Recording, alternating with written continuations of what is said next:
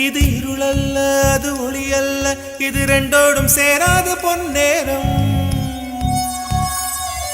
இது இருளல்ல அது ஒளியல்ல இது ரெண்டோடும் சேராத பொன்னேரம் தலை சாயாதே விழி மூடாதே சில மொட்டுக்கள் சட்டென்று பூவாகும் பெண்ணே